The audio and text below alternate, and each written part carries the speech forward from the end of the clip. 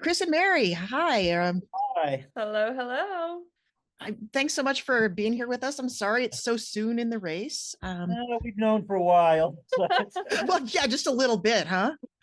about a year and a half. So it's not like it just It's a happened. lot of time to process. We have processed everything. So I will say the tears came flowing up yesterday, and I actually didn't realize or didn't remember that I was crying at the pit stop at the very end. And so all the emotions came flooding up again, but we're just so lucky to have been a part of it. Fantastic experience on both parts. Just wouldn't change it for the world. Well, I think your enthusiasm and your gratitude for the whole experience really shone through. But I Oh, would really love to know more about your amazing race journey. I mean, they touch on it in the episode, but uh, when was the point when you decided you wanted to take the leap from watching the show to being on the show? Yeah, so it's funny. So my mom was the big fan when I was growing up, and so that's how we got into the show. And we've watched it over the years, but never really imagined ourselves applying. And it was like the summer of 2022, I saw the casting call for like, hey, last call, last call. And I was like, let's just do it. Like, why not? Like, life is short. And if you don't try, you're already just saying the answer is no. And so we went home and we applied, and coincidentally applied on what would have been the 15th anniversary of my mom and dad's wedding anniversary. And so I feel like it was my mom calling down on us and saying, it's your time, like go for it. Like this is the adventure of a lifetime. Like we have such a close relationship. And yeah, it was just serendipitous. So we just sat on our little couch in our little apartment, talked for 3 minutes, just generally about stuff, laughed, and we sent in the audition tape. And Didn't think we were gonna get a call well, we back. were joking around. Hey, did Hollywood call you? Oh no, did they call you? But sure enough, about a week later, we got a call. So we've been trying to call you. You guys still want to be on the show? And we had only applied once. And so we kept like hitting all the hurdles and like they're passing us through and we're going to the next step. And we were like, wait, this is really happening now. I think if you're not aware of anybody can do it, but it's a big process. There's a million little hurdles you have to get through, and somehow we just kept getting over the hurdle, Like, making okay, it to the next step. And before I knew it. we're on the beach. Well, before that, we were on a Zoom with CBS, and Yeah. then the next thing, and pretty much we're in Puerto Vallarta, like My, a private jet too, because COVID Mm. program time, which they don't really show that, but what a treat that was to be on the my jet. dad said to me, he goes afterwards, he goes, we're on the beach, and Phil says go, and I'm like, wait a I go, second, wait a we have minute, to it's race? really a Like, this race. is really happening? No one told me this. It felt like a dream. Like we're like, this is so surreal. Like But it's crazy. as you know, I am the falling man in the race, and but we had done sprints up and down that beach all morning. We Yeah. full out sprints. I'm 60 years old. I was just gassed, and the with the fall though, I have to redeem myself. That was wet grass. There was also a cameraman that fell, but of course they don't show that. I was not and I actually love it. They could show that a million times. I'm very, I mean, I'm no fall guy, whatever. you're far from the first person to fall in the Amazing Race. No. Exactly. Well, like I told Lori too, I said, we came in, second, but Second we've to last. second to last, but we've done better than 72 people and as good or better than 144. So that's how I'm putting it, legitimizing it. So Yeah, statistics mean nothing. It's fine. You guys had fun. I think that's the most we important really thing did. there.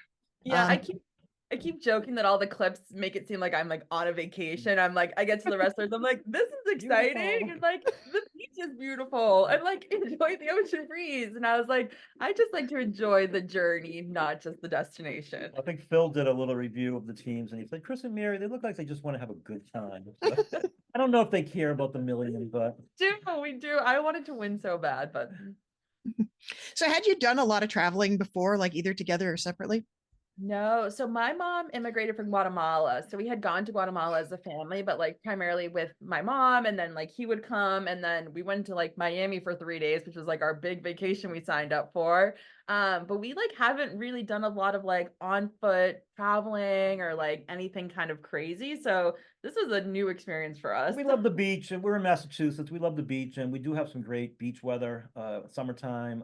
So we're tons of day trips together, But some no mini trips. long We've been to trips. Miami a couple of times together. Yeah. I have a sister that lives in Vermont, so we've traveled, but nothing like the Amazing Race for sure. Well, there's nothing like it in Oh, general. it really isn't. Exactly. So I want to talk a little bit about what we've seen in the first two legs, because my understanding is that in the first leg, at the back of the pack there was like maybe 2 minutes separating everybody at most. Was that still true at the end of the second leg? So we had gotten to the face painting and had seen Sean and Michelle and one or two other teams, and at that point, You talk about the second leg or the first leg? Second leg. Okay, yep. so he had his, issue on the bridge where his leg had cramped up and he was super dehydrated. And I was starting to feel a little defeated. And I'm a very positive person. So it takes me a lot to get to that point where I'm like, oh, we're really in trouble. But then we got to the face painting and I was like, there are teams here. Like, we're still in this. And then from there to Richard Burton's and Elizabeth Taylor's house, it was probably like an uphill walk. And we had like gotten nearly there. And I was like, he was exhausted. I'm like, there's another hill. Like, do we want to get up there? And by the time we got there, like it was just filling the mats. We didn't see any other teams on our way there. Sean and Michelle told us we were about 10 minutes behind Yeah. them. So all said and done, we were about 10 minutes in from the second to last place. Yeah. And my biggest fear was I was like, I do not want Phil to come to us. I was like, Mm. I've Did not want, I mean, if it did, it did, but we did not I was want like, that. we are gonna finish. He goes, I'm not gonna quit. I was like, that's not our nature. Like, we may be struggling, but we're gonna finish this. Like, we're gonna get ourselves to that I match. absolutely give any team that has struggled on other seasons so much credit, but Yeah. I just wanted to get to the second Yes. pit stop. The first one was like, oh my God, I can't believe we're here. I know he got like some extra gas and like booked it to the mat. I was like, where did that come from? Well, that raises an interesting question then. Like, what is the most surprising thing, as people that have watched the show for years and now have been on the show, what is the most surprising thing that you wouldn't know from just sitting at your couch watching TV? Yeah, I mean, you watch a 60-minute or 90-minute episode and you're like, whoa, everything's go, go, go. And the teams are making decisions so fast and they're moving so quickly. And I think you don't realize, A, how much time it actually takes, like the whole day. And then B, like how alone you are. Like, you're really racing with your partner and navigating these streets and these routes all by yourself. And so I think taking a moment is not going to cost you the race. What's going to cost you the race is those extra steps and getting lost. And like, we should have stopped and been like, we need a map. Like, we're not going to waste our energy. And I think, sometimes the teams can be seen as like, why are you being so slow? And like, why are you taking your time? And it's like, fast isn't always best. Like, efficiency and having the right directions is what is going to get you there. And even as fans watching the show, like, you're so tunnel vision, it's so chaotic. Like, your adrenaline is pumping like higher than it's ever been. And I think it's I don't think, so we crazy. really, we were not I was not hydrating correctly. It was really hot. Our camera guy said that he thought he had logged in. We had gone about 8 miles that day walking with the backpacks and the heat and everything. And everybody was sweating and just, I could not get enough water in me. Yeah. And I mean, these were tough teams. Like, you see, there's Bailey and Anthony are young, fit guys. You have ex-NFL, you have FBI, you have the dream team, military. And so they're all like sprinting around the beach. And we're like, do we have to sprint? Like, do we have to start? They were sweating too. So can you imagine the 60-year-old guy? So. But I really, my hope would be, Mary is definitely more physically fit than myself. My cardio was not up to speed. I also underestimated the amount of running, but I hope Mary gets a redemption season, but she gets to go on with a younger person, improve. I know. I regret that my competitiveness didn't come through, because I think I am a very nice person, but you can be nice and competitive and cutthroat. Like, I can smile to your face and then, do stuff behind your back. And I think, with like the Juan and Shane, for example, like, my instinct is to be very nice because that's what's helped me get ahead in my professional and personal life. And I've, gotten promotions at work or made good relationships that are beneficial by being a nice person. And so I think you can be nice, but still be a competitive and motivated person. And so I wish that had come through a little bit more. It's kind of hard. I mean, honestly, like this cast, every single person, every single one is just super nice. Yeah. They're just really genuinely nice people. Maybe it doesn't make for enough villains or whatever, but it's kind of hard not to be nice. You become your family very quickly. Yeah. We are going to talk to them even now on a daily basis. We've traveled to see a lot of people, but I hope Mary gets on another season without. Well, who would you want to race with, Mary? I don't know. So one of my little cousins is like very athletic, very smart, and so I'm like, she might be a good, person to race with. I also 18 years old. I know. Well, yeah, she's almost 18. And so I'm like, maybe in a few years I can come on with my cousin. I have a coworker who's also like a huge fan of The Amazing Race and like very smart and very fit. And so I'm like, she might be, a good alternative partner.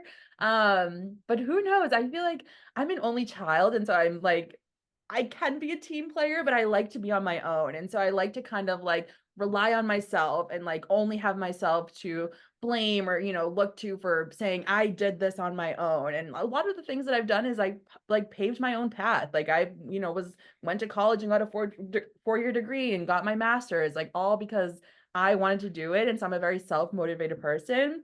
So who knows? But Mary was definitely good there on the race to give me the push that I needed, the gentle push. Yeah. So, Well, sure. I did want to, before, I know we don't have a lot of time left, but I did want to talk a little bit about the detour before we, before I have to let you go. So you started off at the flag detour and then you ended up switching. So what was the impetus for choosing that one in the first place, and how long were you there before you realized it wasn't working? we thought the flag was going to be a breeze. Hey, I still to this day, even after watching last night, I don't know what we were supposed to do. And I think most of the teams very confused, could not find any differentiate in the pattern. We cut it down a couple of times, that we put it back up, and we just, I don't know what the heck we're doing here. I think also in that first leg, we had opted for the physical challenge, which honestly was a blessing in disguise that we didn't have the horses. And so then when we got to the second leg, we're like, okay, let's do the mental challenge. Like we've exerted ourselves enough. And then it was just impossible. And the balloons ended up being the easier option there.